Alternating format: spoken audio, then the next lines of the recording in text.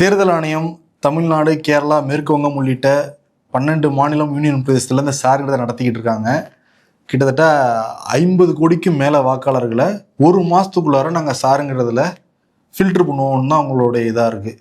இது பல மாநிலத்தை சேர்ந்தவங்க என்ன சொன்னாங்கன்னா, அது எப்படி முடியும் ஒரு மாதத்துக்குள்ளார? தமிழ்நாட்டில் நவம்பர் 4லேருந்து டிசம்பர் 4 வரைக்கும் நடக்கும்னு சொல்லிட்டு இருந்தாங்க. இந்த பணிகளில் வருவாய்த்துறை ஊழியர்கள், கிராம நிர்வாக அலுவலர்கள்லாம் இருக்காங்க. இப்போ இந்த வாரம் கூட போராட்டம் பண்ணாங்க. ஏற்கனவே எங்கள் அரசாங்க பணி எல்லாமே இருக்குது, கூடுதலாக இந்த பணியுமே இருக்குது, அதுவும் ஒரு மாதத்துக்குள்ளே முடிக்க சொல்கிறாங்க. எங்களுக்கு போதிய பயிற்சியும் கொடுக்கல, எங்களுக்கே நிறைய சந்தேகங்கள் இருக்குது, இப்படிலாம் சொல்லிட்டு இருந்தாங்க. கேரளாவில் ஒருத்தர் சூசைட் கூட பண்ணிக்கிட்டாரு. மேற்கு வங்கத்தில் மம்தா பானர்ஜி கூட 28 பேர் இதனால் தற்கொலை பண்ணி இறந்துட்டாங்கன்னா அவங்க குற்றச்சாட்டு வச்சுட்டு இருந்தாங்க. இப்போ இந்த சூழலில் தமிழ்நாட்டில் நடக்கக்கூடாத விஷயம் நடந்திருக்கு. கள்ளக்குறிச்சி சினார்தங்கல் கிராமம் ஜாகிதா பேகம் அவங்க இப்போ நேற்று தற்கொலை பண்ணி இறந்து போயிருக்காங்க. அவங்க என்ன சொல்கிறாங்க, அவங்க குடும்பத்தினர் என்ன சொல்கிறாங்க அப்படின்னா, நேற்று முந்தானத்து பார்க்குறப்ப அரசியல் கட்சி பிரமுகர்கள், அதே மாதிரி தேர்தல் ஆணையர்கள் நிறைய பேர் நீங்கள் 800 ஃபார்ம் அப்லோட் பண்ணியிருக்கணும், 80 ஃபார்ம் தான் அப்லோட் பண்ணியிருக்கீங்க, என்ன வேலை பார்த்துட்டு இருக்கீங்கன்னு சொல்லிட்டு நல்லா திட்டிருக்காங்களாம் அவங்கள. என்னோட ரொம்ப ஸ்ட்ரெஸ்ஸாக இருக்குங்க, இதுக்கு மேலே பார்க்க முடியாதுன்னு சொல்லிடுறாங்க. கேட்கவே இல்லை.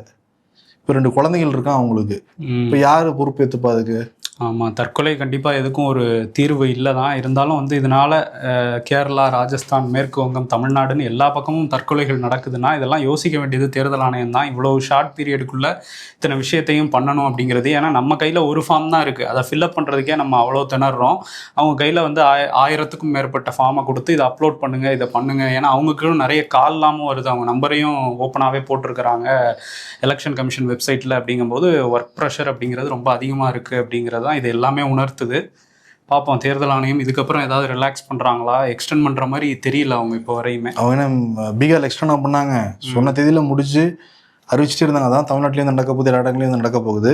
இப்போ இந்த நம்பர்ஸ்லாம் போட்டிருக்காங்க, சில பேர் கால் பண்ணி டவுட்லாம் கேட்குறாங்க, அவங்க கூட பல பேர் கால் பண்ணுறாங்க, நீங்கள் வீட்டுக்கு வந்துட்டீங்களா இல்லையா வாங்க அப்படின்லாம் சொல்கிறாங்களே. இப்போ இதை வச்சு ஒரு மோசடி நடக்க ஆரம்பிச்சிருக்கு. ஏற்கனவே டிஜிட்டல் அரெஸ்ட் நம்ம எல்லாருக்குமே தெரியும். உங்கள் பேரில் ஒரு பார்சல் வந்திருக்கு, உங்கள் பேர் தானே, உங்கள் ஆதார் தானே, உங்கள் வீடு தானே அப்படின்லாம் சொல்லி நிறைய பேர்ட்ட பணம்லாம் கறந்துட்டு இருக்காங்க. முக்கியமாக முதியோர்கள் குறித்து நடந்துகிட்டு இருக்கு. இப்போ இதை பயன்படுத்தி அந்த ஃப்ராடு பசங்க என்ன பண்ணுறாங்கன்னா, நாங்கள் பிஎல்ஓக்கள் கால் பண்ணுறவங்க ஓடிபி நம்பர் சொல்லுன்னு பணத்தை அடிச்சிட்டு இருக்காங்களாம் வட மாநிலங்களில். இப்போ தமிழ்நாட்டுக்கு இது வரல, வரத்துக்குள்ள உஷாராக இதுக்கு ஒரு விழிப்புணர்வு நடத்தணும். ஏற்கனவே நம்மளோட வாக்காளர்களில் பேர் இருக்குமா இருக்காதா நிறைய பேர் குழம்பி போயிருக்காங்க. பிஎல்ஓ தான் கால் பண்ணுறாரு போல இருக்குன்னு டக்குன்னு ஓடிபி கொடுத்துட்டோம்னா இருக்கிற பணம் போயிடுச்சுன்னா என்ன பண்ணுறது? அதனால ஜாக்கிரதையாக இருக்கணும்.